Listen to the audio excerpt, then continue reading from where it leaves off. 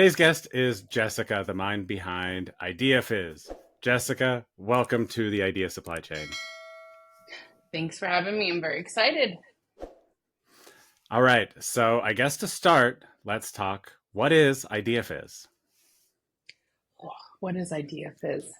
Well, I'll try to keep it as short and sweet as possible. So I kind of look at it this way: is like I feel like we're always trying to talk to ourselves about our ideas and our projects. And it's kind of nice to do that because we kind of get lost in ourselves and we try to figure things out. But it works so much better having someone to kind of bounce ideas off of. And when we have like a family friend or even just another colleague to bounce an idea off, they're kind of biased towards us. So they don't really give their full opinion. So the idea behind Idea Fizz is that I'm someone who I'm not familiar with you. I don't work with you. And what it is that I'm here to help you brainstorm. So I'm helping you take your ideas and kind of digest them in a simplified manner, keep you on track to what you're trying to do and let you kind of come to that conclusion. So because I'm not a coach. I'm not going to coach you how to design, but I am going to help you stay on track with what your goal is and then help you be accountable to yourself.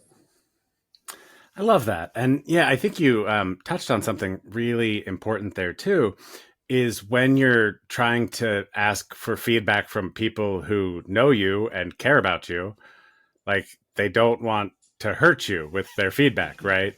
And so a lot of times you don't actually get their true opinion.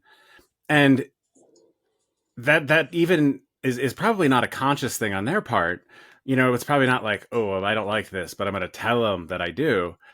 They're just going to be naturally inclined to like whatever you're putting in front of them, because a lot of that, like a lot of their feelings towards you, will get transferred into um, whatever it is you're creating. And one of the things that I found recently is like all the feedback in the world and people telling you they love your idea is great. Yeah, But when you put your app in front of people and they just don't use it, um, exactly. that is the feedback that ultimately matters the most. And so Yeah, I love that you're really coming at this as like the accountability. I'm going to tell you exactly like what I'm thinking to give you that quality feedback that is really hard to get from the people around you, which is the people we know and can easily talk to and ask for that, right? Um, exactly. so one of the things that I noticed you were doing on Twitter was the Idea Fizz challenge. So tell me a little bit about the challenge. So I'll be honest, and I think a lot of creators, whether it's you're trying to build an app or a business or even just learning a new skill, you're so critical of yourself.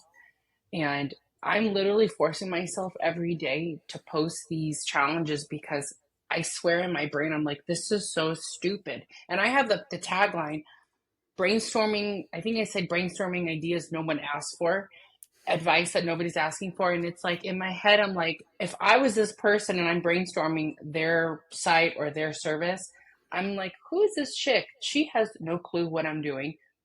What has she built? What has she created? So for me, I'm already talking myself out of doing it. So this challenge is, I just want to see it to completion for 100 businesses or products or services I want to give my opinion on, coming from someone who is probably not familiar with that business, to come in and from it's kind of a almost coming from a like a like if someone was new to this product and they were thinking of purchasing, how would they see it through their eyes? So that's where I'm coming at, because I've been finding, and if you've been seeing a lot of the posts, very simple things that I'm finding out that are wrong, like links that are incorrect. There's certain links that they don't have that they probably should have, that is kind of standard in most of these websites. So it's helping me being better at creating my own products, but it's also giving I'm practicing myself pretty much by going onto these sites, and it's fun, it's challenging, and I'll be honest, I feel really bad going through these because I don't want to be really critical, because everybody that I've been looking at, I respect highly. And I'm just so scared, like, to say anything because I don't want them to hate me and think, like, what, who is this stupid chick? What does she know? You know, I feel bad. Right. And that's one of the things that I'm really like curious about too, because like I'm the same way, right? And giving anybody critical feedback on Yeah, anything, um, it's just a very hard thing for me. it is. Especially Um, when it's not asked for. right. And but that's honestly like some of the most helpful feedback you can really get. And I think it is important to find people who can give you that level of feedback. But I also love the fact that you are touching on like what you're learning from the process, because most of us, when we're going to buy things, you don't pay any attention to your actual thought Hmm. process as you go through, right? You click around the website a little bit, do all of that, maybe read some blog posts, depending on what you're buying. But most people just have the process that they go through and never actually consider that process, right? But as a founder, you have to think about that process in a Hmm. very different way. And so, regardless of if you're somebody who's like officially built some product that's taken off or whatever, even just trying to view things through that lens gets you a ton of information. Yeah. And then you're able to see it in a bunch of different ways, because one of the things, like when you're building your own product, you have a lot of extra information, like all this extra context, right? You've done the market research, you've done the process of building something, and so it's really hard to see what's not on the page, right? um, Yeah. because it all exists in your head, so it's like your brain just, it's like, oh, it's all there, it's great. But then you start talking to potential users or whatever, and you realize very quickly that, like, oh, they maybe spent 10 seconds like glancing through your site. Yeah. They have no idea like what research you did or like what experiments you've done. They don't have any of that. And so really figuring out ways to convey like really complex ideas in simple ways and putting them on to pages, I think just is a very good skill to develop. So, volunteering yourself for this role of, clicking through and really examining things with kind of a fine tooth comb, I think is a great way to actually like build up your own knowledge set, because then that's all stuff you could pull from when you're designing, right? You've looked at all the things that are Exactly. missing. And so it's like, oh, you can have a checklist. Do I have this? Do I have that? Hmm. Um, and also that's something that could be something of a productized service for you too. And again, Exactly. this is advice you didn't ask for, but hey, that's what we do here. And um but it's one of That's those some of the things that best like, advice. yeah, and it's because everybody has a different way of looking at things. And Hmm. so when you offer that to somebody, I do think it is really beneficial. But I do want to talk about one of the products that I saw you review, and if I remember correctly, it was a lamp that you saw on Oh Product God, Hunt. yes. Oh my God, that was the weirdest. When I saw it, I immediately was like, and it took me all of 5 minutes to do my own research on this lamp. And oh my God, I'd love to talk more about that. Yes, please. That was, for one thing, I was a little confused because I was under the impression Product Hunt was geared towards software and services. And I'm starting to see there is a ton of physical products. And I'm wondering if it's probably these people know that they're just trying to get backlinks. So I'm thinking it's more of a way to like, oh, I got one more backlink. I don't really care if it does well. Possibly, most likely. But this lamp, I was like looking at this lamp and I'm like, okay, if you're really going to design this lamp, that's an amazing Swedish design that has all these, they were missing out on so many opportunities that they could have made it better. And I was like, okay, well, why don't they talk about the price? Why don't they make it easier for people to, if they're really interested? Because it kind of seems so half, I don't know if I can swear, but half-assed. I was like, Yes, feel okay, you're free. gonna you're gonna put all this effort into this, and then to top it all off, most people are pretty smart. They're gonna go on Amazon. They can find that product in 2 seconds. Right. And that's exactly what I did. I was like, okay, well, it's clearly original, you know. So that was interesting. That was a weird, a one off I never thought I would talk about on my my challenge. Yeah, yeah, that I saw that, and I was kind of like, I was with you, and I've launched a couple products on Product Hunt, um, and I've never actually noticed any physical products. Of course, I don't spend a lot of time on Product Hunt. Uh, it's a very weird thing. Like I think it can be really beneficial, and I've used it in the past to kind of drive traffic to a site and then just see how well things convert. And frankly, in the products I've launched, the answer was not well. Yeah, But it is helpful to get eyeballs on. But ultimately, it ends up being very much this like popularity contest, where I again, was just gonna you say that. you reach I out was to just gonna people say and you're that. like, Yeah, "Hey, upvote yeah, me," yeah, and comment and do all these things, and people do that because they do want to help. yeah. But what does that lead to? Exactly. And the answer is not a whole lot of really useful information. It feels good. Hmm. It's one of those vanity metrics that you can chase. And also the fact that like all of these, VC funded companies and Yeah, everything, or like, large products that decide to launch a feature and things like that, all of a sudden they come in and it's, you don't stand a chance as the indie yeah, hacker going against all of that. So exactly. um I do think there is space, and I've seen a couple indie hacker focused ones, but it's one of those issues where anytime something becomes a source of like a lot of traffic, then that's where everybody wants to play. Yeah. So it's one of those tough problems. But Well, it um, seems like people are using Product Hunt in a backwards way. And from my observations, what I've seen is like the people who are getting the highest upvotes, they're usually people who've been in industry a very long time. They have a lot of recognition, they have a lot mhm, of social trust within the community. And I think by just posting it on Product Hunt, it helps them raise their awareness and their SEO on their page. And that's probably pretty much it. Because everyone else that was going to buy from them was already going to buy, regardless whether right, it's on Product Hunt. And I think, like for me, I was like, with this Idea Fizz thing, I honestly have no clue where this is going to go. I have two ways I want to price it, and I don't even know if I'm going to sell what I'm planning on selling. And I have no plans to put it on Product Hunt because, I mean, I don't even know how long this is going to last. So for me, it's like the only way I would put it on Product Hunt is if it's established, if I have very, very clear set boundaries, and also my SEO is on point.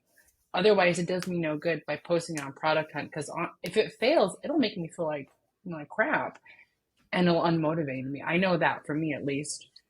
So it's kind of like, I think it's kind of like a fine line of trying to figure out whether or not is it worth the post on Product Hunt? Do I want to kind of get my feelings hurt or not?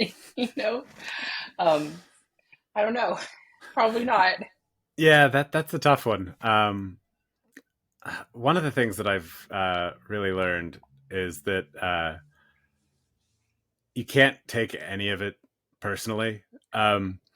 And so often it's like again, launch things, get it in front of people, and then yeah, they just don't use it. And in fact, Yeah. like a lot of the things that I've built in the past, the first inclination that something is going to fail is when I stop using it.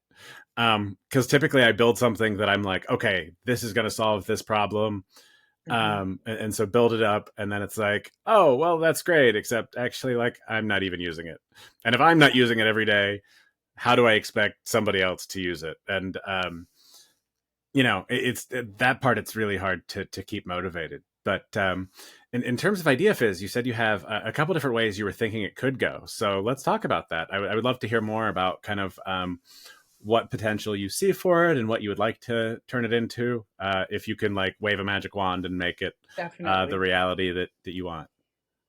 So I guess too, before I get into that, I can kind of explain a little bit more because I'm sure some people are like, I still don't understand what is this. So I'm paying you to talk to me. Um, so what I want to do is have very four, maybe five basic categories that I want to focus on. So people that want to try to figure out what their niche is. I'm actually really good at analyzing.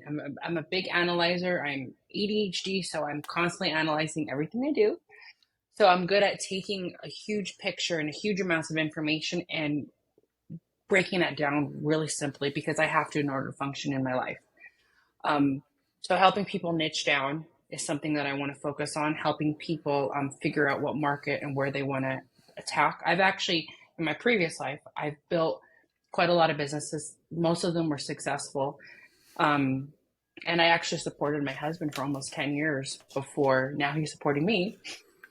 Um, so I'm now using this time to kind of build something, to build a product.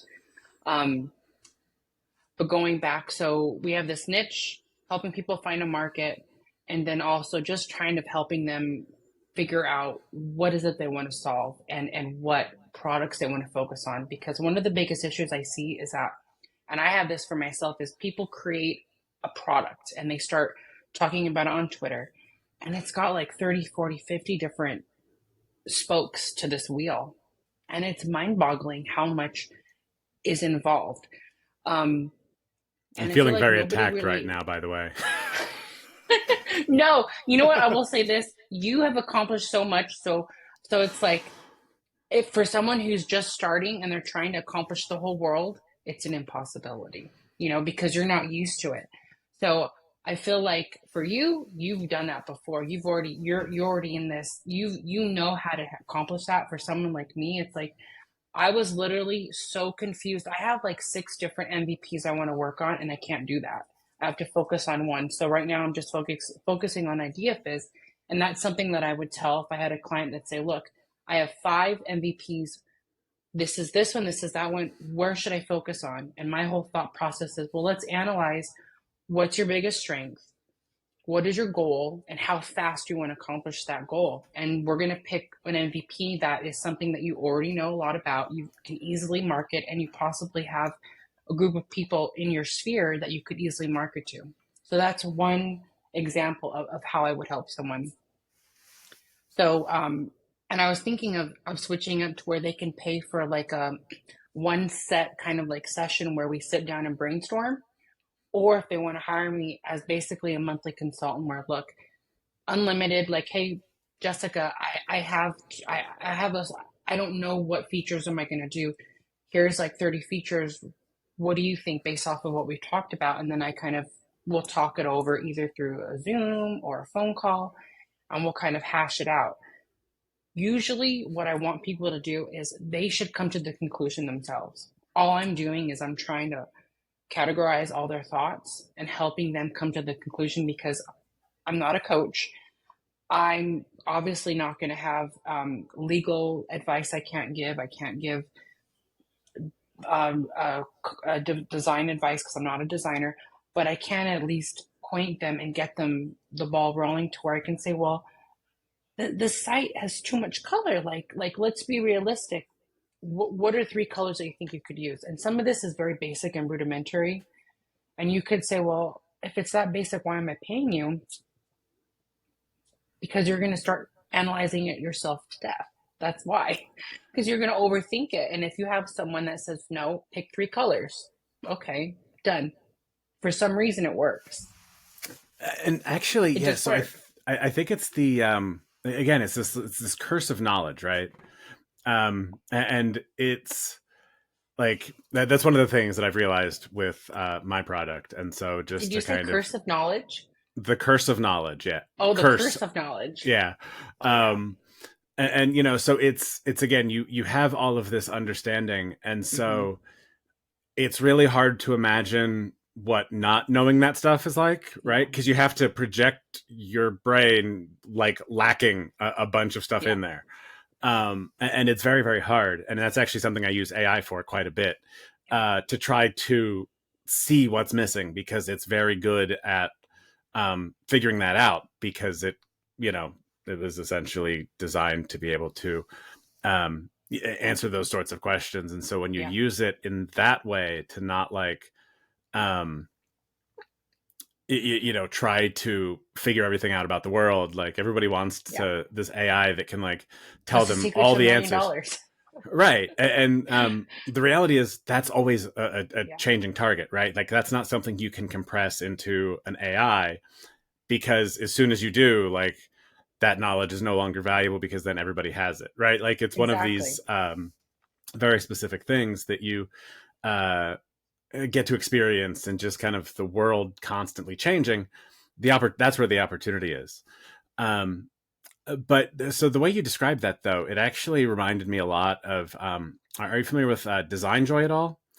Yes. So that's one, and then actually I saw a similar one that the guy based on Design Joy that was like DevOps as a like product, and so basically like you pay a monthly thing and get like DevOps support for your operational infrastructure and everything like that.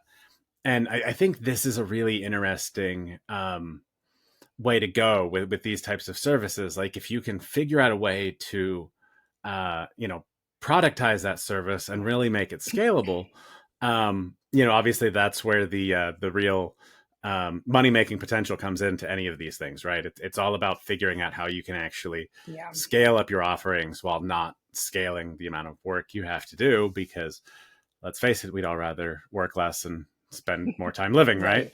Right. That's the goal. um, so it sounds like that's kind of where you were thinking about going with that. Is that Yeah, it's what I look at it. So I was in the mortgage world. My most of my so about 4 years I ran a mortgage office. I was okay? a mortgage broker, and I ran an office myself. And I started to so that's one where analyzing things that helps me see. I can look at someone's information and tell in 2 seconds, oh, you're definitely not going to qualify for a loan. But in that field, I met this one guy. I can't remember his name, but he kind of created a really interesting business type where it was like you pay for a CFO monthly. And so basically, you own a share of a CFO. So instead of you delegating out a huge partnership agreement where you're outlaying all this money, you pay a set fee per month, and they will do exactly what a CFO will do for you. And they're starting to break out in like CFOs, a marketing branch. They're doing also with attorneys. It's actually starting to really build up with attorneys. So that's kind of what I was thinking. I'm like, well, this could be your developmental partner without giving them a piece of the pie. You're not paying them royalty. I mean, you're not paying them any kind of a percentage. You're not paying them a salary. You're not having anything. If you want to just cut ties, you're like, you did your job, we're done. You don't have to give them any more money, because I've seen a Right. lot of people who have partners just because they want to not be alone. They don't want to work alone. And that's exactly how I'm like, look, you can technically have a partner. And usually the partner, somebody's working harder than the other. It's usually the programmer's doing all the work and the other person's just kind of like the fluff. They're doing some marketing, they're doing some of this. And it's like, that kind of gives people who don't want to be by themselves an opportunity to say, okay, at least I have someone that's kind of in my corner, and I can use them when I need them, and I can put them away when I don't need them, you know? Right. Yeah, that's so that actually so the first startup that I tried to launch, I ended up finding like a random co-founder, because everyone's like, "Oh, you need a co-founder." And I'm like, "Cool, I need a co-founder." Hey, you random dude from India, like you want to be a co-founder? Like that is not a good way to pick a co-founder, by the way. Learned a lot about yeah, just even trying to like find the right type of partner. Right. It's so difficult. And so yeah, giving people the ability to have that kind of like relationship with somebody who's Hmm. like doing something very specific but not risking like the long-term health of the Yeah. company, right? And that company ended up like going under because I was like, I'm not even going to try to make this work. Like it's screwed from the get-go. Like, I've got to just shut it all down and start over. And it's actually so the product I'm working on now is called My AI Co-founder, for exactly that kind of reason. So it's this idea that you can outsource some of the work Hmm. without doing that. But of Yeah. course, in typical ADHD fashion, the first thing I did was add all sorts of features that I was using a ton. And that was the thing, right? I was using the product and I'm getting all this like benefit out of it. And I'm like, Yeah. great, this is awesome. And I'm talking to people about it and they're excited. But then like they look at it and then never actually use it. And I realized it's like, again, that curse of knowledge. Like I've got all Yeah. this, like, I know exactly how this is designed. Like it was designed based on really figuring out how to just get as much done by capturing like all sorts of thoughts, right? Like because basically what that does is it allows the AI to have all of the context needed. But then people get on the site and they're like, "What do I think?" Yeah. I was like, "Well, no. The point is that like you just record whatever you're thinking. Like you don't have to make it special, but people don't think like that." And then I've got all these additional features and stuff, and like I realized that it was just too much, and so I actually just spent a bunch of time today like ripping out almost all the features and making the UI like Twitter like because I wanted to tap into this like um, a UI that people are already used Yeah. to. Uh, Familiar with. right. And one of the ways I've actually like kind of marketed this was like single player Twitter. And so I was like, okay, well, what if I did that? Because then I've got this submind, which is basically like the way I'm trying to describe like this AI that is part of the founder, but also like separate and kind of focused on its own things. Right. So it can actually go in and like reply to thoughts based on that. And so I'm excited to actually get that in front of people and see if they start using it because yeah, again, got a lot of great feedback on like the ideas, but Well, those when could people be started using it, future, updates that you could do. Like, I think that's one of the things a lot of people, like you said, you have so much knowledge and you have so many things you want to offer, and it's like I want to make it this robust, amazing thing, which I know you could, but it's like you know what? Maybe I can just do one or two features and that's it, and see where it goes, and then you can start seeing, hey, people are going to ask, I need this or I need that, or you can just start throwing out, oh, here's an update, and it's like instead of overwhelming yourself with like 40 million features and worried about if anybody's going to like it, you just have to focus on two or maybe just one. right? And the nice thing is, it's all still there. Pretty much, I just took out the links to the existing pages and like There you go. reorganized the navigation. So all of the old stuff is still there. If I wanted to, I could flip it back pretty easily. Um, but I wanted to simplify it because again, um, people are overwhelmed like with all the software Yeah, they use, and that's one of the things that I wanted to make this as easy as possible for people to use because I think our attention is really undervalued, and I'm it also really is. sick of everybody trying to inject ads in front of us and everything. So I'm looking for ways that people can actually um, use their attention as efficiently as possible. And one of the ways that I'm doing that with this app is like the nice thing about this new kind of version is when I was thinking about it, I was like, okay, so I've got this submind that can respond to thoughts. Well, then I can actually set the pricing based on how quickly it responds. And so, like free users, like it can respond once a day. It'll just do a batch job, pretty cheap. I can do that. But then, like, if you want the responses faster, you can actually pay like different tiers. And so I'm just going to set like a few different tiers of like you're from like free and then I don't know, something at like 150 a month for like pretty much instantaneous responses, right? Because I don't actually know how often people will use it. But at least this way, it's based on this idea of a habit. Like do something, come back, get the Yeah. result, and really seeing if people respond to that. And maybe they will, maybe they won't. Well, I have that's no idea. experimentation. It's like you're trying to experiment with, and I think a lot of people get, because it's interesting to see, like, I see so many, I mean, even myself, um, people who've never done this before, have never built things, products and services online.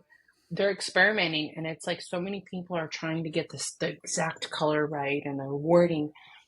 And I'm kind of getting at where I'm just like, that's way too much effort. I'm just going to do it as simple as possible. Yeah. And Peter Levels, which all hail the God Peter Levels, say a little prayer a little bit for him. Um, he said it so bluntly. He's like, I like an ugly site better than a beautiful site. He's like, give me an ugly site. and he's talked about it multiple times. Like, people focus so much on the look and the design and the feel, focus more on what it is you're giving and what it is that that site is offering. Because he's like, I've seen a lot of ugly sites that do amazing, and some of the most beautiful sites that really suck. And it's like people, you get so overwhelmed by trying to make it as beautiful as possible. It's like getting to the simplest, basic, what matters most, and then that's it. And you can go from there and maybe improve on it later on.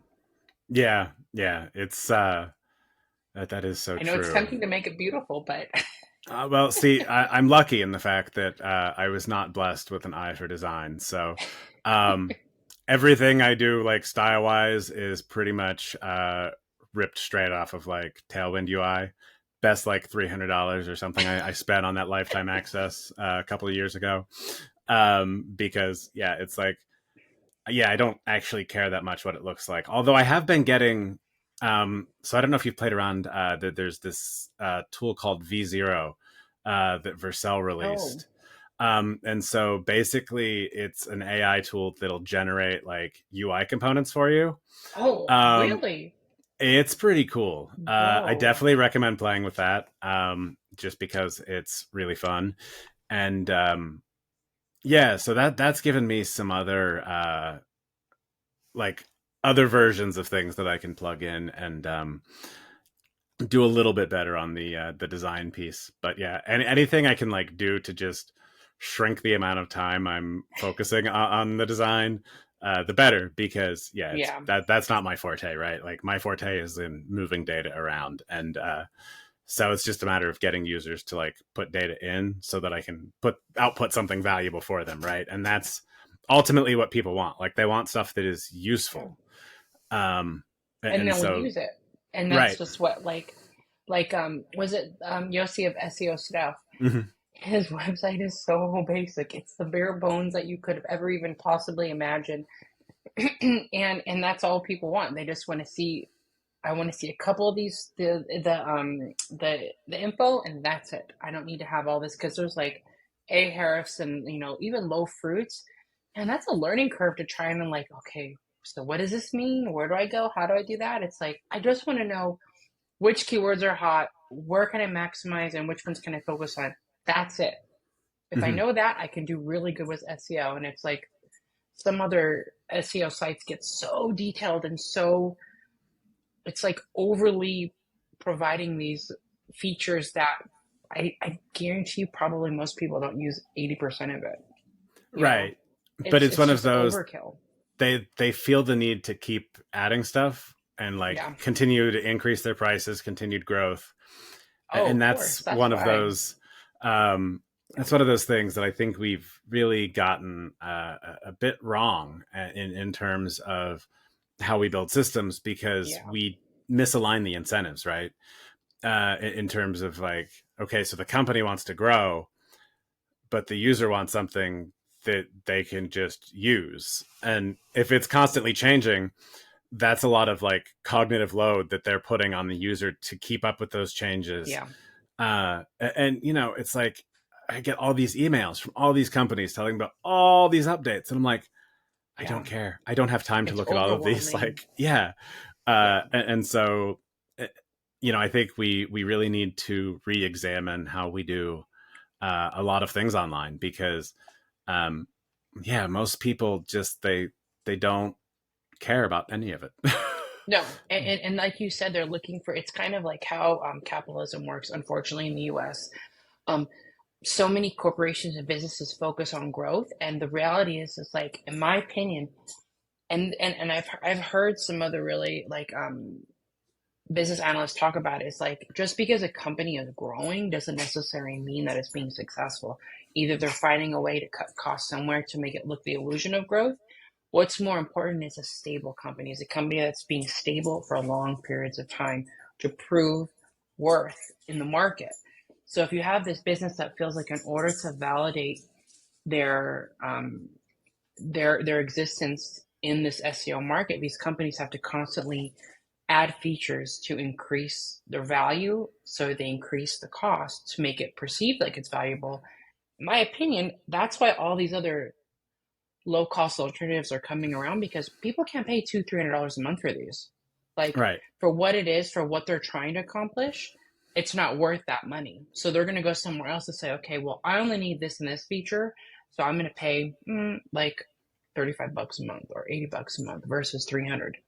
Exactly. Yeah. So it just doesn't All make sense anymore. all of those costs like can skyrocket really quick. And it's one of those Oh that yeah. you have to keep an eye on things, like especially as an indie founder, right? Because it's yeah, all of that stuff. It's like, okay, cool. Well, this will make it faster, but then also it's like, yeah, but then I start ramping up users, and then it's like, is that going to be worth it? And so when I actually build businesses, the way I look at it is I actually look at it as like systems, right? And I try to design a system where the amount of stuff coming in can be turned into something more valuable. And so I do Hmm. try to I am trying to examine it on this like very low cost level. And so as I'm playing around with these different pricing mechanics, I do want to see like, okay,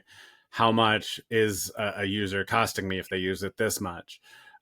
Because that's what I want to align on. Like if somebody is getting so much benefit out of my like system that they're using it all the time, like that is phenomenal. And like you could pay more for that because I want it to be something super valuable for you to use. If you're not using it, I don't want you as a paying user because Yeah. that's actually bad data for me. Like it's not Yeah. telling me what is actually valuable and what's not. And so that way, I really think we can do a better job of, instead of trying to like hold on to as many paying customers as possible. And it's like, oh, well, great. Like they're subscribed and it doesn't matter. So it's just that MRR number. Yeah, but that's not actually anything valid. And as you said, all those systems are completely gameable. And so as the founder, your biggest responsibility is to not let yourself game the system. Like you want the data that is actually valuable, even if that data is telling you something you don't want to hear, because you can really easily delude yourself into thinking, oh, I've got this great idea, when in reality it's not. And Yeah. Exactly. again, I think that that's where your expertise is coming in being able to help people identify that and say like, hey, like think about it this way, think about it that way.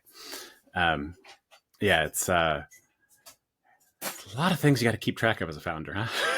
Yeah. Well, and the thing is, I think you get jaded, and it's crazy because so where this whole thing started and where I even got this idea, because I posted on Twitter, I was like, I have this weird idea because I was focusing on kind of creating, um, it's kind of like Nomad List, but for the US for Hmm. families.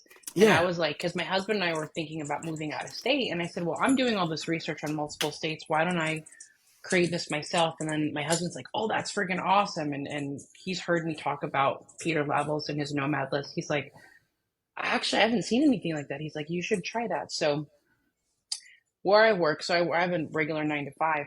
I two of my girlfriends that I work with, they both have side hustles, and they were talking about, one of them is a florist, and she's like, oh, I do these flowers, and I just started like running my mouth like, well, if I was you, I would do this, I would do that, and I gave her like 5 ideas, and she was like, where the hell did that come from? And I'm like, oh, that's just what I would do. And I'm like, actually, I may do that myself, that sounds great. And she's like, I never would have thought about this, I've never heard of this. So she's actually doing it now, and she's actually doing, making like triple the amount of money that she was.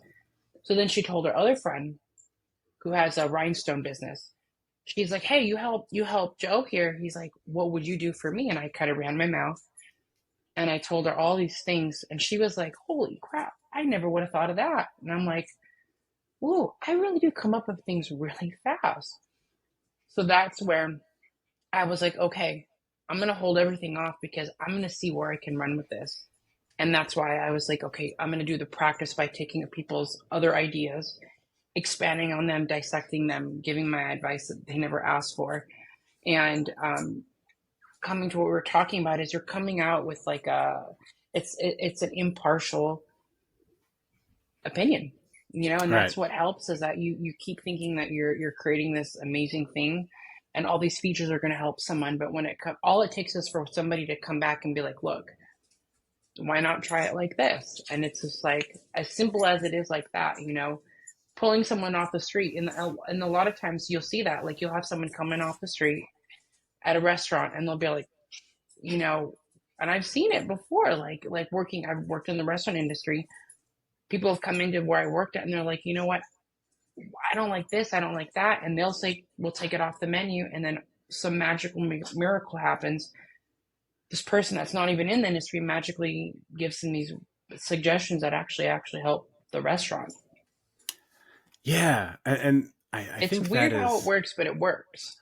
um that's one of the things that like I've been playing around with the idea that like we try to rely too often on experts who know the right answers, right? When It's the right in answer for them and their experience and in right, their situation. and a lot of times like there's all of these like packaged up restrictions on the way they Yeah. think, right? Yeah. And so you kind of have this like system of thinking about a problem in a specific way. Yes. And when you bring someone in with fresh eyes, Yeah. they don't have any of those like misconceptions baked in from like all the ideas that like Hmm. everybody else in that industry is sharing.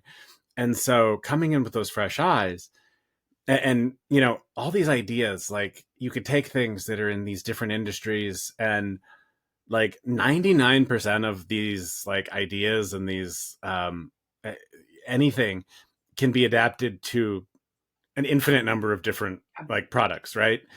And so it It's really common is. sense. What it really Yeah. is, it's common sense.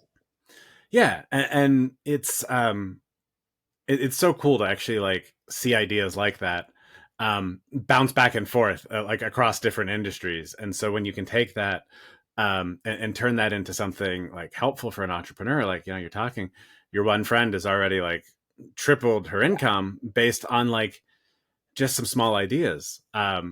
Like that's huge, and that's Yeah. actually one of the things. You know, I started this YouTube channel, like the Idea Supply Chain, because ideas are valuable, and in fact, I think they're the most valuable thing now because the Hmm. AI is starting to take over the execution part. And so when the AI can kind of do everything, then the important thing is what actually needs to be done. And that's what I don't think enough people are thinking about. So with you coming into these fresh eyes and say, well, why don't you actually do like this different thing or this thing? That's really where that value comes in because that's the differentiation. Um, and that's the beauty of being an entrepreneur is really like creating something that is you know like it embodies like your energy, right? And Yeah. like you know your vibe and everything and into Exactly. um something that other people can really benefit from. So I do love that. But I also wanted to touch on the like the nomad list for like families in the US because I think that's a really interesting thing. And I saw that you actually got a really like low effort start to that just to gauge interest. So I'd love if you could just share that because I thought that was a great way to just like kick off the process.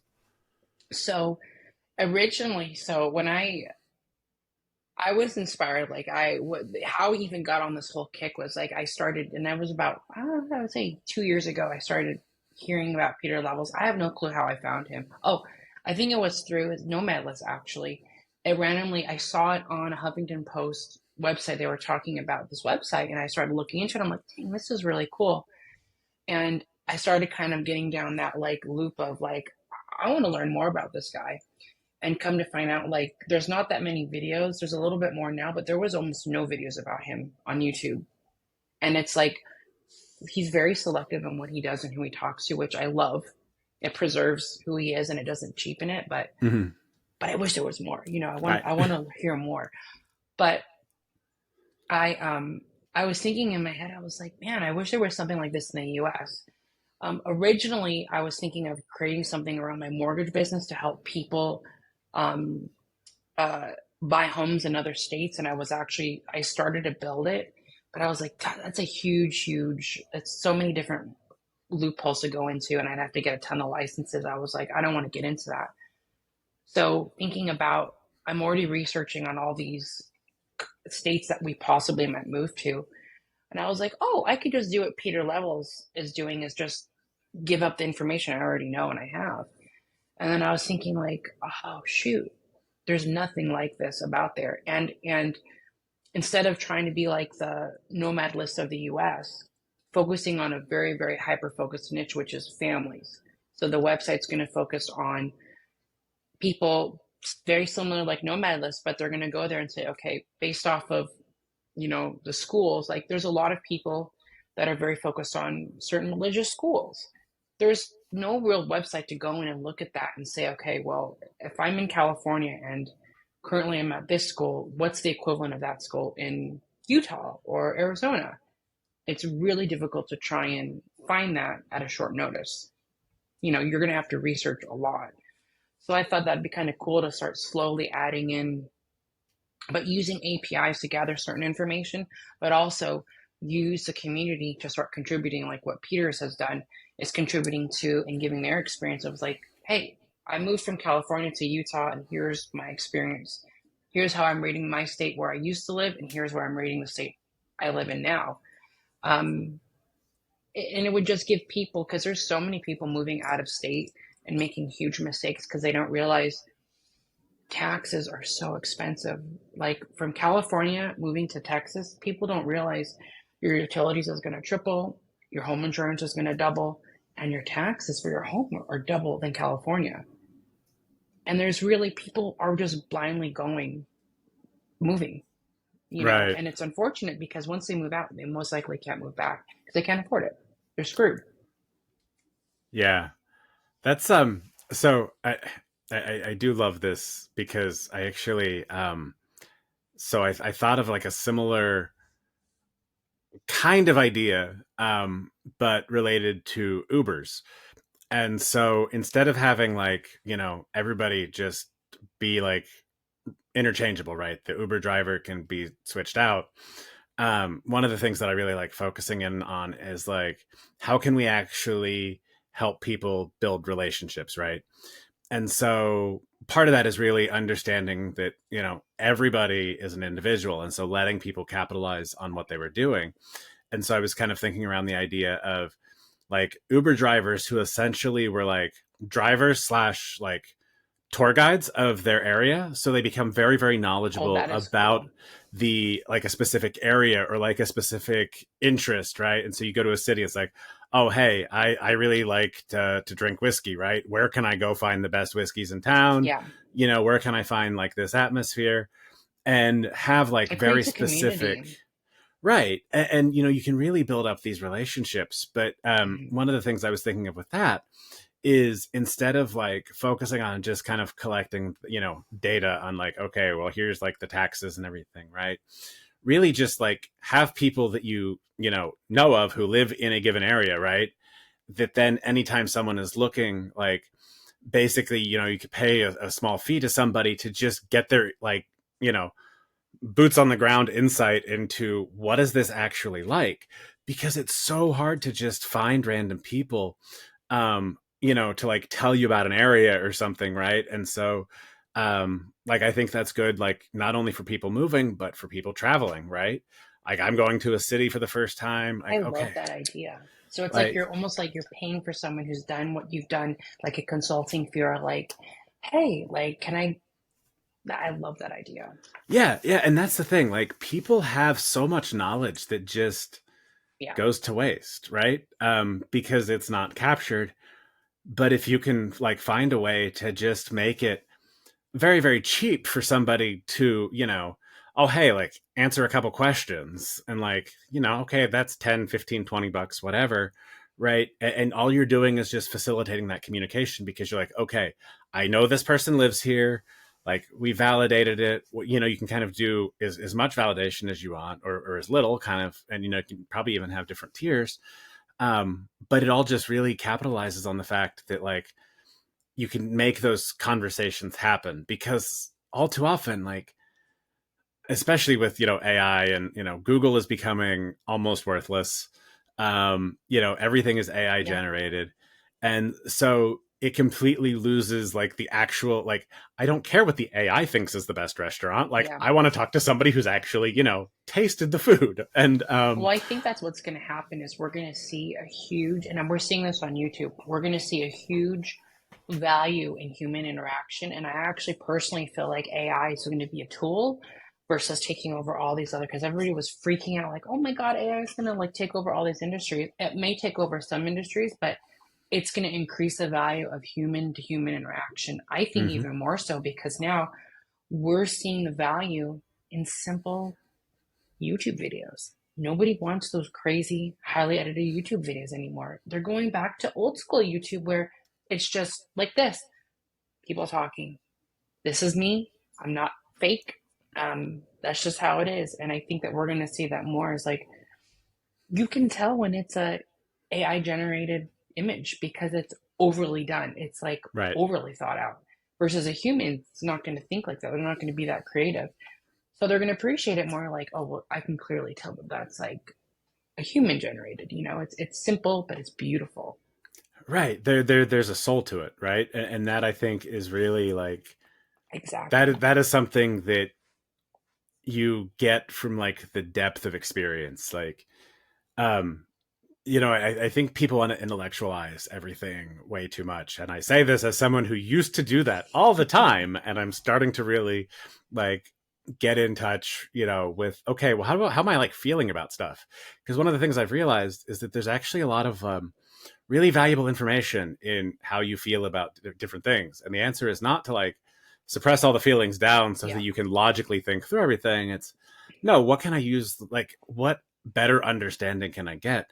And that's really where I found, okay, depth of connection, like building Hmm. relationships, things like that.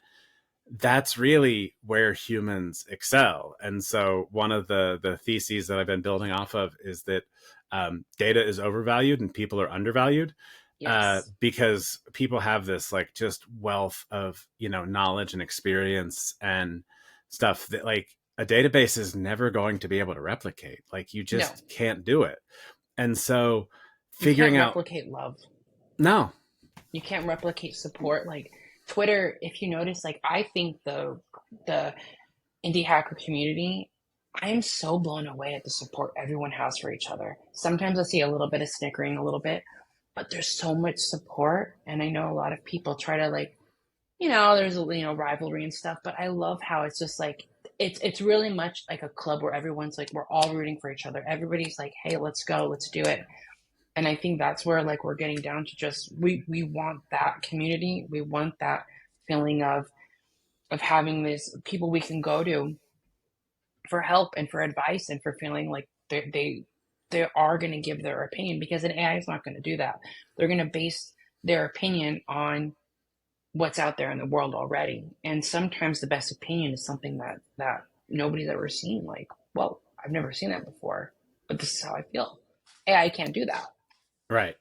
That's it entirely. AI is good at certain things, but it's like it's funny to me when people talk about all the various issues they have with AIs, and the thing they don't realize is like actually a lot of those issues that you have are really just like you complaining about like your own traits, right? And it's about how you interact with different tools and things. Yeah. And I think you can do all sorts of really fascinating things with the AI tools. Like it can help you hold a mirror up to yourself. Oh yeah. And I've seen people using it. One guy like was using Claude as essentially almost like a therapist or confidant.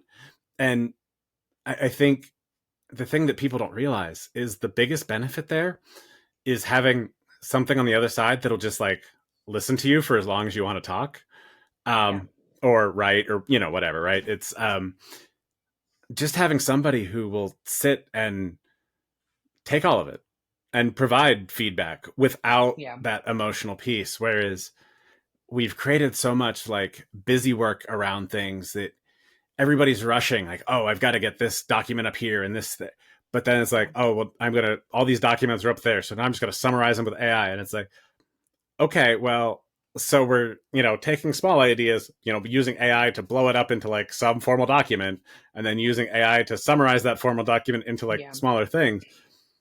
and nobody actually stops to think about like, what are we actually trying to communicate?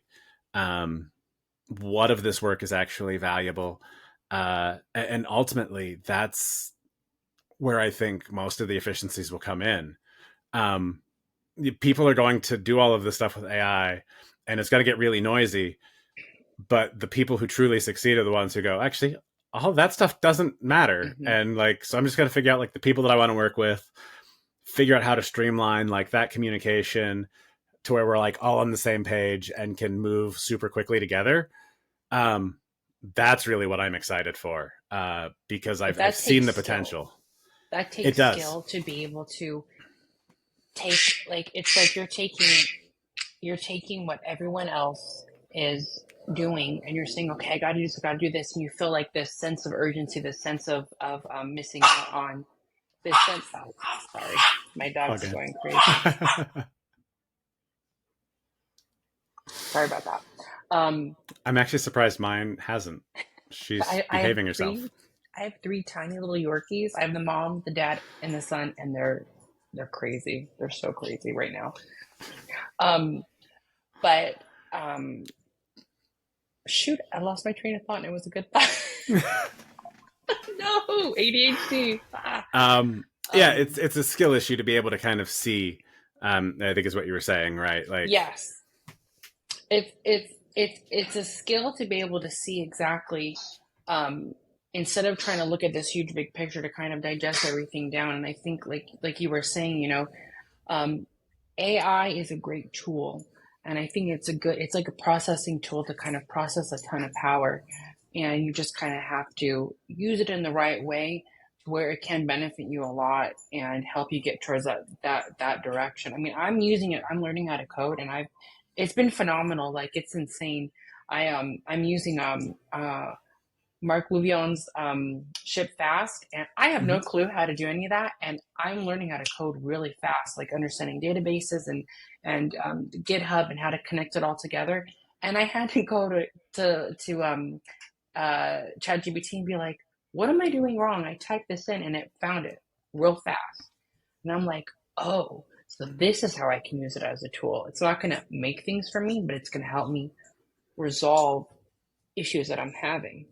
It's Yeah, going to help me analyze, like you said, like people are using this as a tool to kind of, as a therapist, it's helping you analyze your thoughts. It's not going to help you solve anything, but it's going to take everything you're thinking of and kind of like compute it and say, hmm, oh, well, this is what makes more sense, go in yeah, this direction or that direction. yeah, and just even having those different ideas, right? Having something that can send things back at you that look a little different, or just having that the rubber duck that talks back. I don't know if you run into the Exactly. concept of rubber ducking yet, where you just can explain your problem Yeah. to a rubber duck, and all of a sudden it's like, oh, well, that's the problem. And actually, I do that sometimes with Chat GPT. Like, I'll be typing in like, hey, I'm running into this error, like, don't know what's, oh, that's what's wrong. It's But like I thinking in the shower. right. That's um, exactly how it is. You think in the shower, and for some reason, everything's like, whoa, okay, I get it now.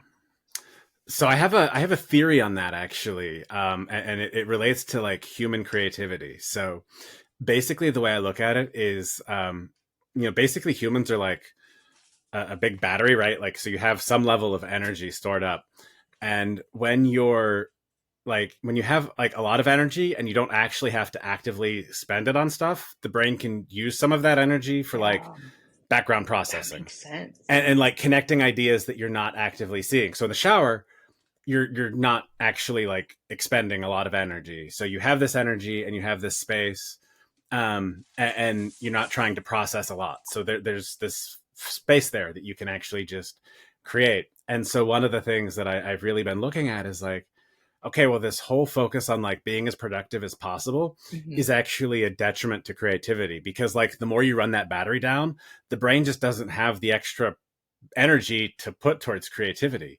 And That's so true. if you want to be more creative, you actually have to like do less. And it's a really hard thing to do. And it's something Yeah. that I'm We're going struggling. against what everyone else saying you should do. Right. But I think that like, yeah, the ultimate thing we need to do is figure out how do we keep our batteries as full as possible, so that we have that creative energy to spend on different things. Yeah. And so figuring out ways to like minimize the amount of things we do. And so as part of this writing group I'm in, I'm playing around with the idea of like, why are we so negative towards like laziness? Like, what if laziness is actually a good thing? I'm so glad you're And bringing this up. yeah, and you know, as someone with Yeah. ADHD too, like it's one of those like I typically got good at being lazy for a stretch of time and then doing something really quick and figuring out the fastest way to do it, right? Because I'm Yeah. running up against deadlines. Um, but then like I realized that's actually just how my brain works. Like if I'm sitting at the computer trying to just like force my way through something, I'm just wasting time. Like, and I'm not going to find the Yeah. solution. So it's like, okay, take a step away. Like go take a walk, go do something else, play a video game. But if you do something like that at work, you typically like what are you doing?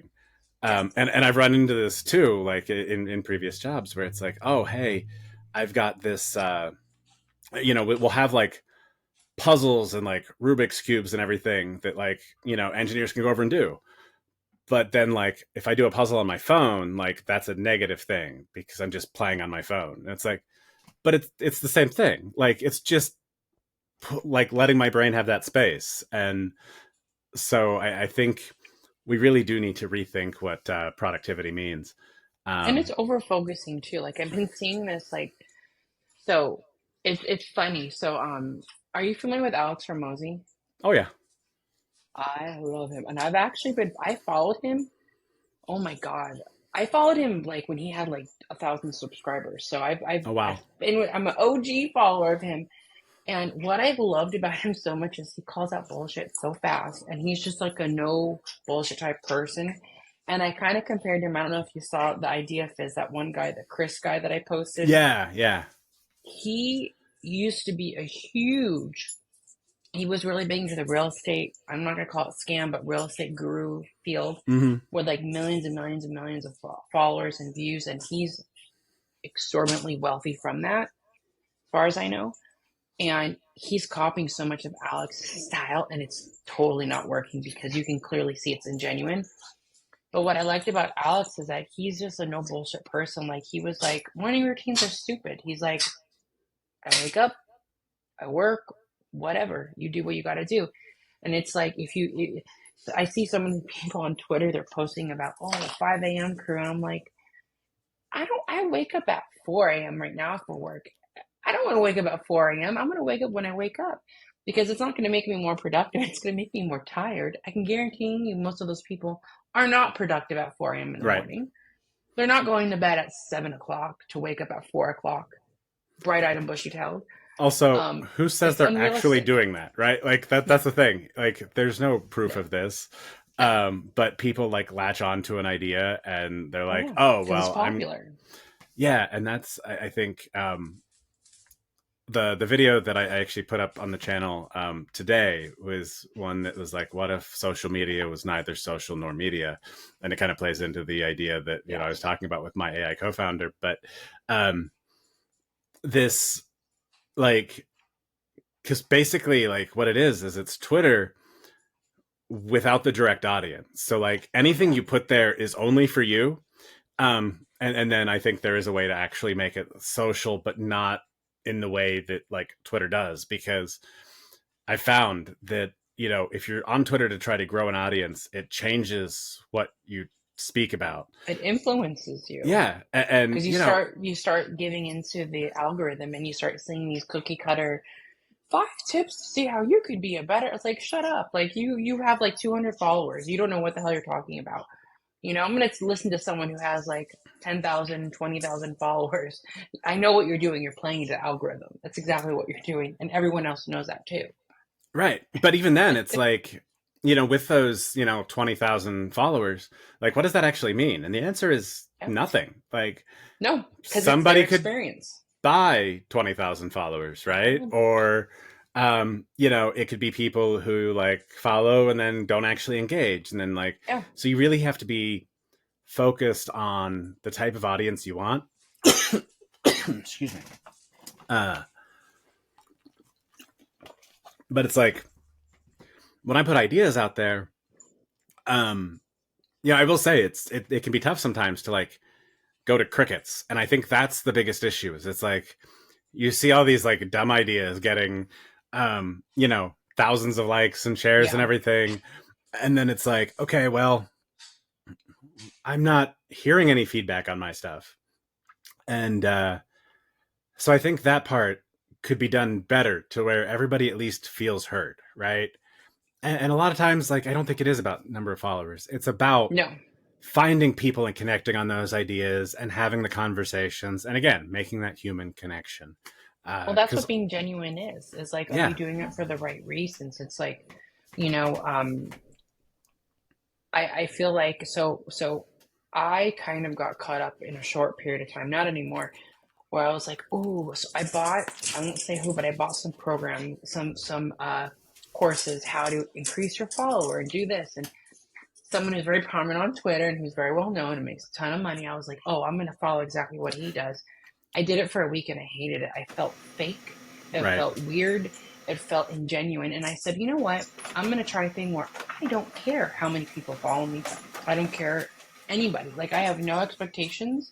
That's why, like, the only way I can do Idea Fizz is if I give zero cares about anybody's opinion. I mean, granted, I love it when people like you made me feel good about it. I love that you interact with it so much. I really do appreciate that. And I love it when people interact with me on it, but I'm not so concerned about, oh, I had 20 people. Because most of my posts they're growing now. They were getting like 20, I think now I'm getting like 60 views or so sometimes. And I'm like, that's cool, but that's not the motivation anymore. The motivation is for me, and I mentioned this on a tweet. I said, a lot of people are focusing on, oh, I got 100 followers or 300 followers. I'm like, I care about how many days I tweet. yeah, How if can I accomplish this 100 Idea Fizz challenge? Can I complete it? To me, if I complete it and I've had like maybe 5 new followers out of this whole challenge that takes me for as long as it takes me, I'm happy because I accomplished that goal, that challenge. Am I interacting with people on Twitter? Like, to me, that's more important because you could be interacting with the wrong people, yeah, and if your focus is so much like, um there's this young guy that's constantly, he's really really smart, and I can see he's obsessed with like building his growth, and I feel like that's the wrong way to go about it, because, and I think that he knows that now because he's not focusing on it anymore. He's focusing on building his product, and I'm like, oh, that's so awesome. And I think he's going to go crazy. I honestly think he's going to do amazing. I can just tell, like, he's already kicking booty big time in the short period of time he's been on Twitter.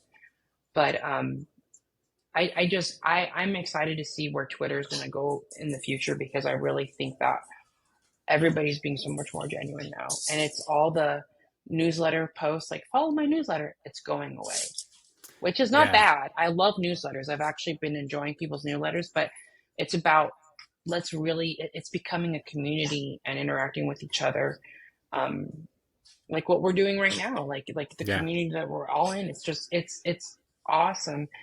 And I think, it just takes time to kind of everyone to find their own little mojo.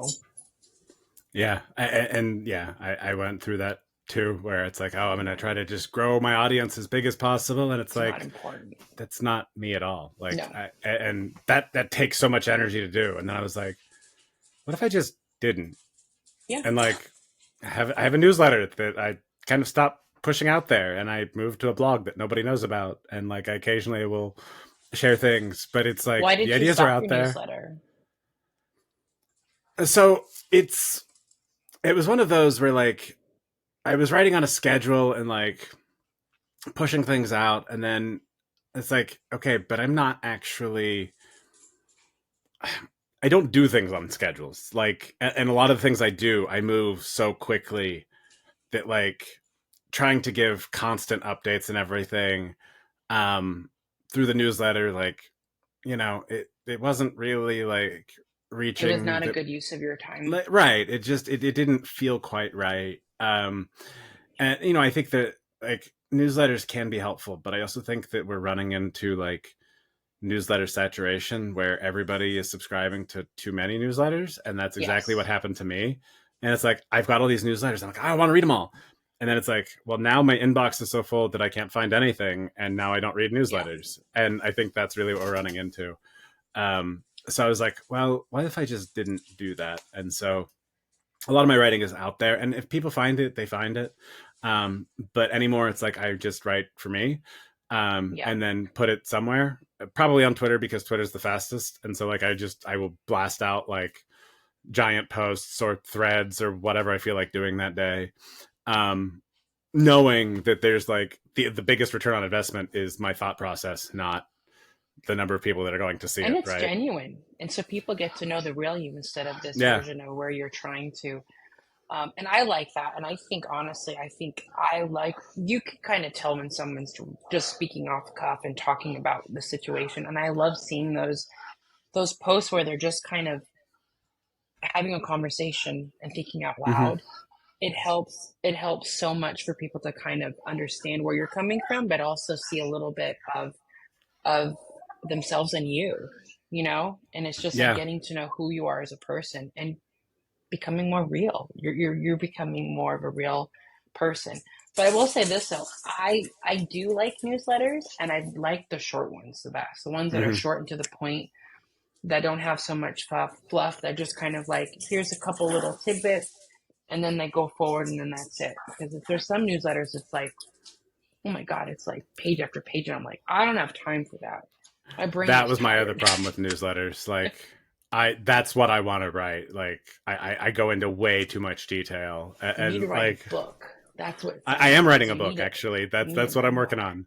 You need a Uh, memoir, and then you need some really good deep dive analytical books. there's a lot of books coming. Actually, the hardest part is getting all the ideas out in for like one book, and one that's pretty focused. But I am working on a with a publisher on one, Nice. and the focus is on like we've gone from like human systems to like these data centric systems that have like abstracted away the humans, and so we need to build human centric like data informed systems. And so it's really about I remember you putting, mentioned that before. yeah. And so um it's really hard for me to like get all the ideas out, but it's been helpful to like work with the editor, and like basically he's just listened to me rant for like, I don't know, I think we're up to like 5 hours now. And I And think you it's said he like, gives you okay. deadlines too, right? He So does, yeah, you have yeah. deadlines you have to meet, and that helps keep you in focus. Although right now I'm focusing on getting the product off the ground, so I need to get back and work with him some more. I still owe him a couple things, but yeah, it's just helpful to get all those ideas out because there's just so many of them, because the world is a crazy, like, exciting place, and I Isn't want to that talk about isn't all of that it. the plight? I feel like I look at it as like, um, I feel like it's like Leonardo da Vinci. I'm interested in everything, and it's Right. hard. It's like, oh my, like on my phone. I have a long list of all these MVPs I want to do, and it's frustrating because I've been in so many different industries, and I'm like, oh, I know about this issue. I can solve in that one. It's like, no, no, no, no, no, no, no. Stop. One at a time, and see it till you complete and fail. Then you can try the next one. And it's like, but you're like, but I could do this too, and I can also sell this. And I'm like, no, you can't do that. It's like you have so much you want to do and so much you want to share, that you have to kind of like stop, put the blinders on, and be like, yeah, you're never gonna accomplish anything by going 50 million miles a minute, you know? Sometimes though, what you can do is you can find, a lot of times when we have a whole bunch of like different ideas, there's something connecting all of them. And so Oh, spending the I love time to that. think about what thread connects all the different ideas and then try to build something there, because it gives you the ability to like pull in like from all these different areas. And with ADHD, that's one of the things that we can do really, really well. Um, so yeah, I think we're too often we want to go off on like a specific branch, but sometimes like just look in the middle and like play in that sandbox for a little bit and see what you can uncover, because there's I've never thought of that before. Oh, I just wrote that down. I never thought about that. excellent. That is so cool. Oh, I'm so excited. Thank you. Oh, no problem. Anytime. Like, I love this stuff. And in fact, I realize that we're quite a bit over time now, and I do want to be respectful of your time. Oh, I'm good. So whenever Okay. my husband's out having dinner with his best bud, so I'm like, Well, there we go. Uh, excellent. Um, yeah, I think there, there's just so many cool things that we can do now. And more so, like, I don't know if you saw the AI like music generating tool, Suno. yes. I started playing with that yesterday and like blew my mind. It's crazy, like just generating songs. And I actually gave it. My 9-year old is really excited about like music and stuff, Oh, that's so cool. and so I showed him, and he was like, he has the Oh, best you quote. He saw his goes, brain explode. right, because he's like, I've already got him using like AI tools, and he'll use Oh, Chat I love it. GPT for stuff. Um, but he saw it and he goes, "Yeah, I could see myself using this every day." I'm like, who says that? Like, you're Yeah, yeah, 9, yeah, but I love yeah. it. Um, but yeah, like he's. I'm already using it actually. I was actually surprised. He hadn't heard of it before that. He's usually pretty up to date on things, but That's so cool. um, It's yeah. opening up so many things for people that are like that like I think is are you talking about the one where it's like you can whistle or hum and it'll actually create a song or something? Is that the Uh, AI no. So this one is called Suno, and basically you just Suno? put in like a little description, and it will generate like a full song with lyrics. Or there's a custom Oh, mode where you can actually like specify the lyrics and then like give it like a bit about the genre of music you want to generate. whoa. um Arvid Kahl, actually, he tweeted about it and did like an indie hacker, like what was it, like a power ballad or something like that, something crazy. And it was just, I was like, oh, that is amazing. And so that's the one I started playing with. Yeah, it AI can, is it's insane. It's so insane where it's going. yeah. And it's all going to be like the creativity, right? Like, what do humans actually care about, and figuring out Yeah. how to like take the AI stuff and like put soul into it, and like Yeah. have it, really connect and embrace the imperfections of it in Hmm. like very human ways, right? Like, that's the thing. The imperfections are what really make um everything really, really cool. It's like the factory produced stuff that has no imperfections. Like, yeah, it's actually not that exciting. And as It's humans, we don't like perfection. We when you in the easiest way I can describe it is like or like my husband will say this, like when he sees a woman who's like perfectly done and everything's perfect, he's like, you can tell she's had a ton of work done. She's perfect. And humans, there's a little bit imperfections, you know. We yeah, all have different ways, you know, maybe our nose is bigger. I got my little scar here. I mean, that's just a part of me. It's an imperfection, but it's like that's what makes us human versus being this perfect cookie cutter, you know, like some of these AI, photo AI tools now, they're trying to add yeah, in grain. They're trying to add in, you know, quirks to these faces to try and show a little bit of a differentiation than just making these perfect tan, blonde Barbies. You know, yeah. sometimes they're not attractive. You No, know, they don't have to that's it. always be It's like, attractive. yeah, I've never quite understood like putting all of that, like that level of work into it. Um, Yeah, it's just like, why would you like change everything? Like, I don't know. no. It's, It's but yeah, I'm people are, excited for the series that they're going to start taking movies that maybe that they didn't either like a celebrity that had passed away and they're trying to bring them back and they're going to use all the footage, the stock footage to try and like recreate them and put them back into movies or like taking old movies that they may have ruined like the original Star Wars and trying to clean them up and make them look more original than you know the whole issues with that oh is that yeah. they added things that were horrible and you can't find the original Star Wars anymore. um I think it's going to be pretty cool. I think a lot of it's going to come down to being very like, it's just very, very creative, like at the like individual and small group level.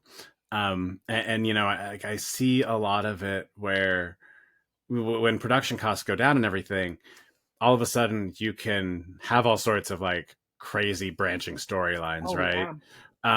And so you get this like it's almost like the you know Marvel universe, and you've got all these like crazy different timelines happening, right? Um, and one of the things that like popped into my head the other day was like, oh well, you know, you've got these like actors that are in like different shows.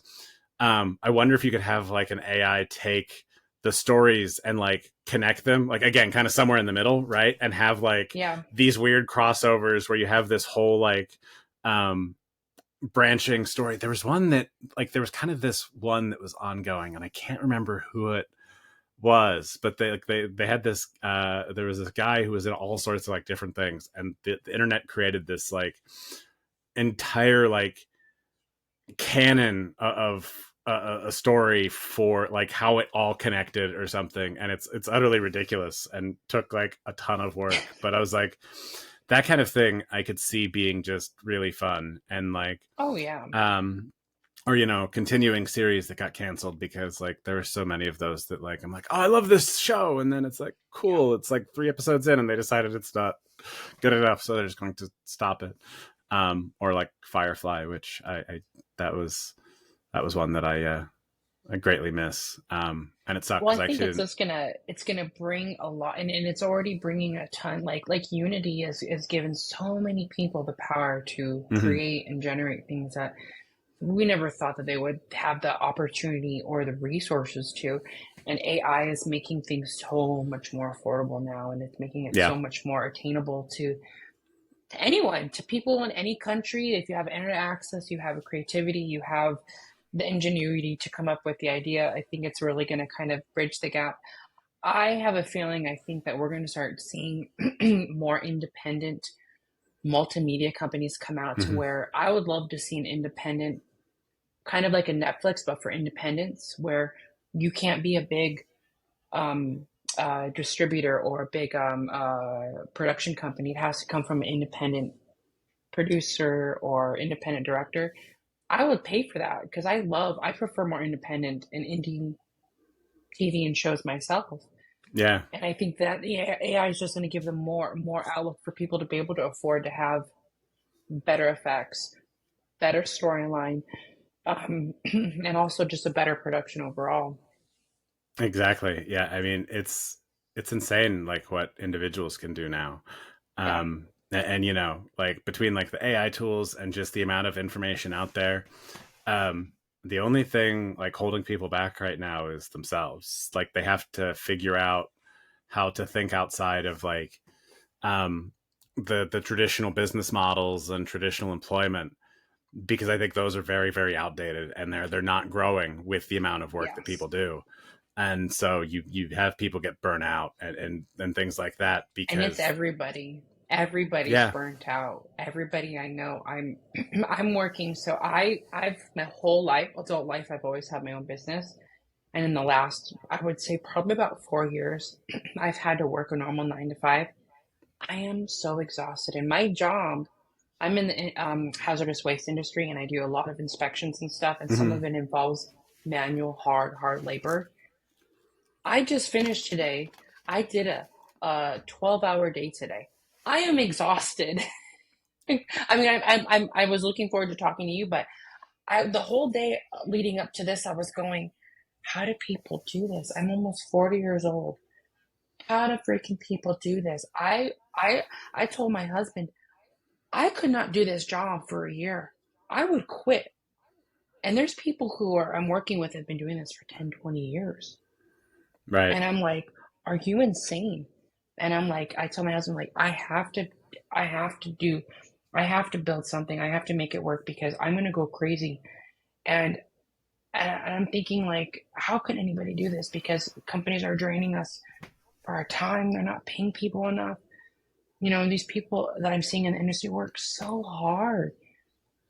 And I see what they're doing in the struggles. And I'm like, in my opinion, the only way to escape the rat race is to take care of yourself. You have to.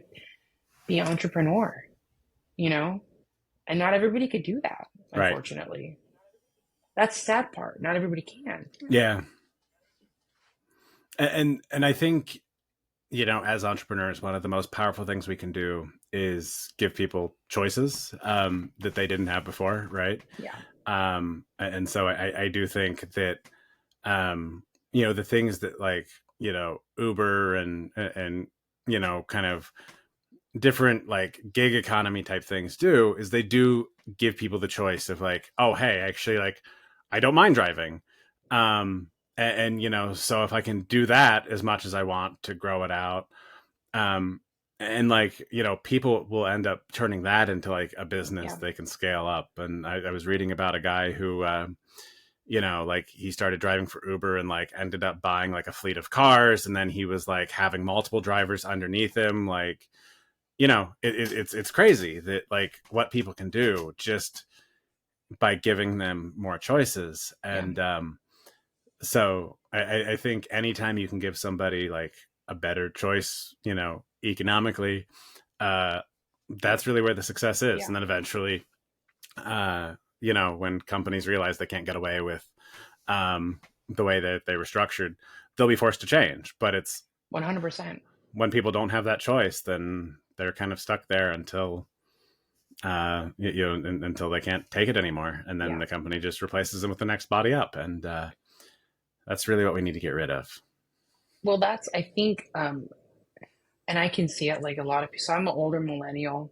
Like I said, I'm almost Mm-hmm. 40, and I can see that the consensus is with so many people is that they're seeing that all these old, old idea of what it takes to be successful isn't working anymore because of how so many businesses are focusing on the wrong metrics in their future growth, and we're seeing it hurt them because a lot of these businesses are focusing so much on growth and profits, and what's happening is that they're burning out of their resources on the employees and the candidates they can hire to where they're getting desperate, and they're thinking it's going to last forever, and it's going to take a point where they're going to realize that there is nobody else to hire because they've hired Right.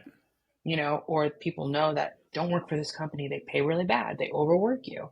It's like the fast food industry in California, they've raised the minimum wage for fast food, and a lot of people are kind of against it and stuff. And I said, well, look, if a company can't survive on that, then they don't deserve to survive. And In-N-Out's Mm-hmm. been paying people phenomenal forever. They've always paid Right. people sometimes double what they should be paying, and they've survived actually charging less than what McDonald's and Wendy's and all these other companies have because they focused solely on the quality of life for their employees. And it shows because I don't, have you been to In-N-Out before? I actually haven't. That was Okay. something I meant to get Oh, to it's so last time good. I was out in California. But um, yeah, that's It's so good. it is amazing though, because when people are actually, not having to spend their day worrying about like, am I going to be able to afford rent or utilities or my car payment or car Hmm. insurance, whatever, um, they can actually like use that mental energy to get better at their job, and uh and just provide a better level of service. And that's what people miss out on. Like, we have this really weird like thing where, we create these like classes of jobs, and Hmm. it's like, oh well, that's beneath me, but also like I'm going to eat there. And it's like, well, okay, but that's something that you don't want to do, right? Like, you don't want to cook, you don't want to serve this food or whatever. And like, Yeah. so it's obviously something valuable. Like, and it's a lot of times way more complicated than people who have never done it have any clue about, right? Like, there's a Yeah. lot of moving pieces. And, It's and even if hard. there People aren't, don't realize that's hard work. Those right. people say, "Oh, that's not a career." And I mean, this may go down a tangent we don't want to go to. Tell me if you don't want to talk about it anymore, but I feel like everyone deserves a right to like live something because not everybody can be like an entrepreneur, and not everyone can be like a doctor or a lawyer. It's like I would love to not have, like you said, shower thoughts. Right. When you don't have to worry about paying your bills, you can put more time into being a better employee. And that's exactly what you could see at In and Out. Like everyone in there is so nice. It's like almost like corny nice. Like, and they're genuinely nice. Probably because they don't have to worry about paying their bills and they're taking care of all their they pay for all their college, they pay for all of their medical health. They have an amazing. I had friends who work for In and Out, and they push them. They actually want them to move up. They don't want them to stay at the lower level. They want them to move up because they see the value in it. And I love that. And Yeah, that's why I will pay whatever they charge because I want to support them. exactly. And so will other people, like, because it's a better experience. It And is. that's like everybody's worried about reducing costs as much as possible. And this kind of goes back to how I view, like, economic systems. Those people are focused on taking as much like value out of a system for Yeah. themselves instead of creating these systems that allow the most value to be created. And I think one of the issues we have is we don't actually have a good way to capture like the value of the experience in and out, right? Hmm. But anybody who's experienced that gets it. And again, so Oh, yeah. people, when you figure out how to connect with people that can give you like that insight, that's way more valuable than reducing cost on a spreadsheet for like short-term benefits. And so I think what we've done is we've created this really weird system where it's actually better to gamble on the outcomes of a system than it is to participate in the system. And that just creates like a very skewed like dynamic between all the participants. Whereas like if we treat it like the indie hacker community on Twitter, where it's a very positive sum game, it's the Hmm. infinite game, right? Like Right. everybody can succeed. Okay, cool. That's perfect because, we don't need everybody to be doctors and lawyers and all of that. And in Yeah. fact, that would be a The terrible bar is society. level for everyone. Right. Yeah. And everybody has value that they provide to Hmm. society. The problem is most people don't try to capture all of the value they're providing. Yeah. They just do the things that they need doing, whether it's in church or, some other community. Um, anything like that. Like they're just doing the stuff that they believe in. Yeah. And so when I look at the economy, I have to try to remember there's all of this value getting exchanged that's not being captured. But the people who are focusing on capturing as much of it as possible end up like putting a lot of pressure on everybody else to capture as much as possible. Yeah. And that makes it a very like competitive game that we don't need to play. And it's like, so what And we're if seeing that with everybody. Google. Like Google now, it's junk. It's Yeah. littered. The search engine is littered with ads, ads, ads. And I'm not seeing a genuine display of, okay, I like how the algorithm was where they would reward websites that had multiple visitors, that had a certain amount of age, of notoriety, of social proof, and they would move this up in the ranks. Now you're seeing where it's like maybe three websites that gained top tier SEO, and then all the rest of the 20 or 30 recommendations is all ads. And I don't click them anymore. Like I've almost stopped. I actually just use YouTube to search things now. So when I have a question, I go to YouTube. And it's like where they focus so much on the wrong metrics as generating ads. It's Yeah. cheapening the value of what Google used to be. I remember when Google came out. Google came out. Actually, I started using it when I was in eighth grade. So that was like I think 1997 or 98. And I remember it was like, oh, this is this cool thing. And it's morphed into this crazy monster that I almost don't see it as a tool anymore.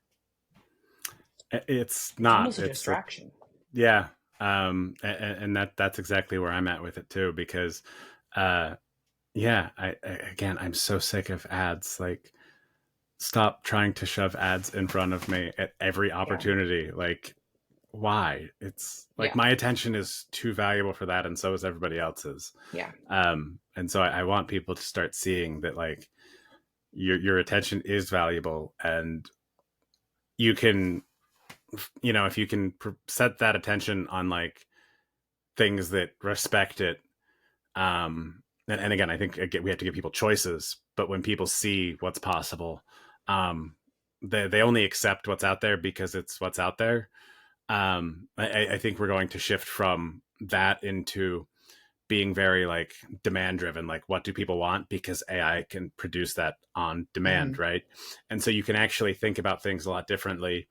um, instead of relying on Google to uh, you know provide traffic to a website or something, it's like, okay, well, how can I actually just like find demand and then meet the Yeah. demand where it's at, as opposed to having them come to me. um, that's the part of the internet that I'm really excited for.